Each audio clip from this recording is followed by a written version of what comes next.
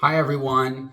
Thanks for joining me today. My wife, Jamel, as you can tell, I'm not Jamel. My wife asked me to come on her channel today to talk a little bit about my experience with Sienna's autism journey, and just excited about sharing just a couple different pieces from an educational standpoint about what you can do as parents to set yourself up for success, but also be more educated on the topic and the care options for your children.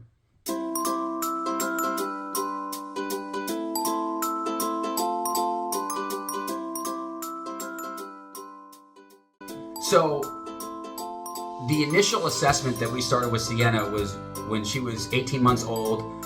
The doctor came in, asked a bunch of questions, and based upon those questions, she said, hey, you should go see a development doctor. We went to the development doctor.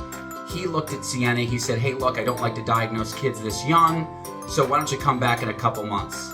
Well, we came back in a couple months, and then our doctor said, hey, we're going to give her a formal autism diagnosis. So after the pain and the gut punch that really is, I said, well, what can I do to put my daughter in the best position to succeed? And the first thing that came to mind was, hey, look, I have to be educated on what's out there and what care options are out there for my daughter.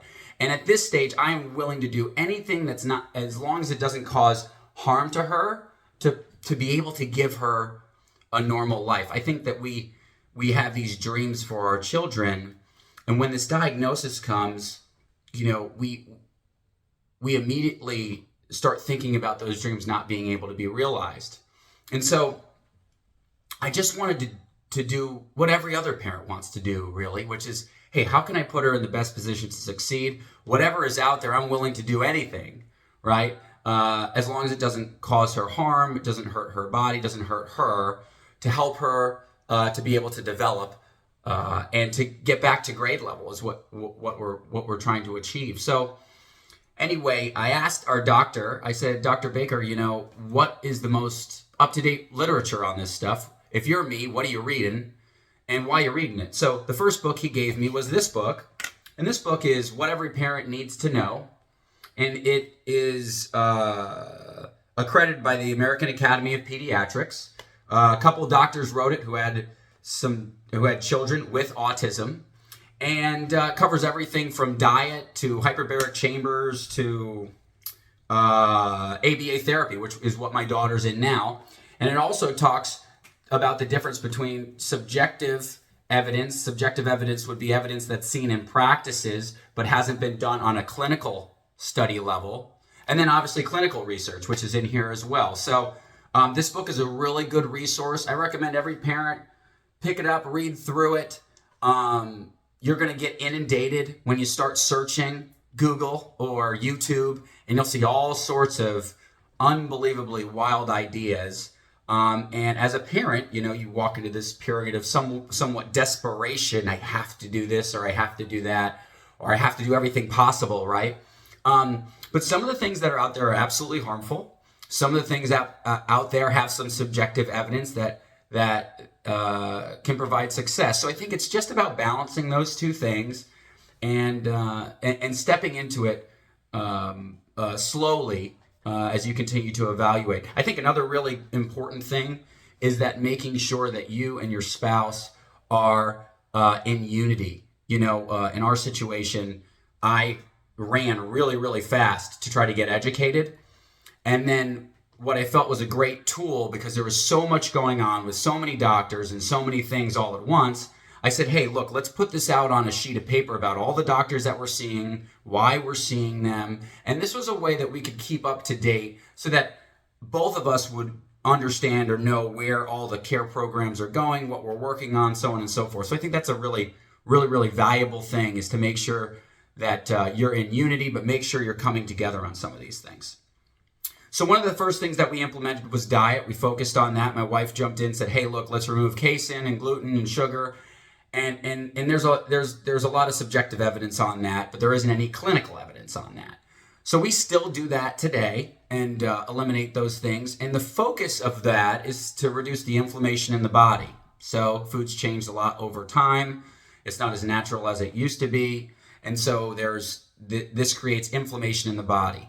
And there's this thing called small intestinal bacterial overgrowth that happens within our intestines, or our kids' intestines, and that creates inflammation. And so if we can reduce some of that, then we can reduce the inflammation in the body, which ultimately would allow the brain to heal itself and be able for our children to potentially get some normal functioning back. So one of the things that we're doing is we're going to see Dr. Nemechek. So we were introduced to Dr. Nemechek by a friend of ours. They had a 4-year-old. Their 4-year-old ended up having some challenges. He was going to be held back, and he is now at grade level after doing the Nemechek protocol. So it's not very invasive. It's probiotics, some fish oil, and some olive oil, but a certain kind. And so we've been working with that for about 3 or 4 months, but we're going to go out to see Dr. Nemechek to talk to him about the protocol and to get a specific protocol for our daughter. Now with this, the protocol, the simple protocols are all in here. And it's worked wonders for a lot of kids. In the back of this book is a lot of different stories of kids with ASD from very young to full adults that have seen tremendous life change from using this protocol. So we are going to go out and see from the source, and then ultimately he will be able to be our doctor for a year. We'd have to revisit Arizona every single time for him to maintain his ability to be Sienna's behavioral health doctor. So this is a interesting read, and you can check it out. You can get them on Amazon.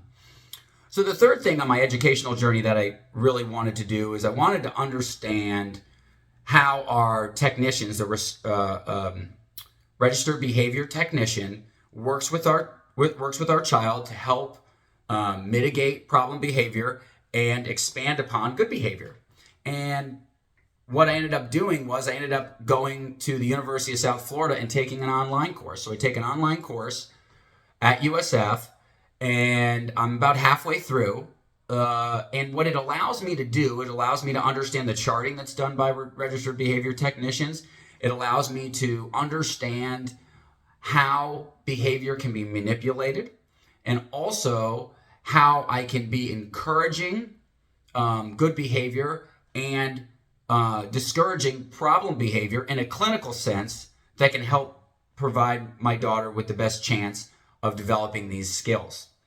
This all goes back to the only thing that has a clinical research broad-based study that I know of up to this point, and by the way, I'm not a doctor, that I've read is ABA therapy. And they always talk about ABA therapy in regards to early intervention, because your child's mind is more pliable, and its ability to change and its ability to grow. Ultimately, you're going to get better results the earlier on that you attack the problem. So it's also important with ABA that you have consistency of message, right? So if they're telling your child one thing at school, but you're telling them something different at home, well, then you're gonna get, you're gonna mess them up, right? So understanding the clinical side of it's really important for me, so that we can do the best job we can at home. And by the way, you're not gonna get it all right. You're gonna screw it up. I screw it up all the time, and every kid's situation, circumstances are different.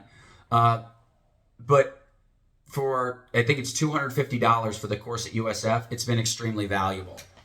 So we just want you to know that, 1 in 44 kids have autism.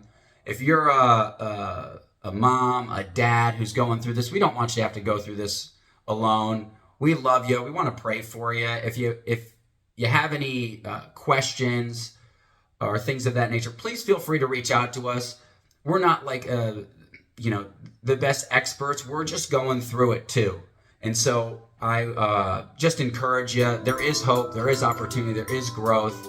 And we're just grateful to have our daughter each and every day. And I know you are grateful to have your child each and every day too. So we love you. We hope this message helps you. And please drop a note in the comment if there's anything that we can do for you.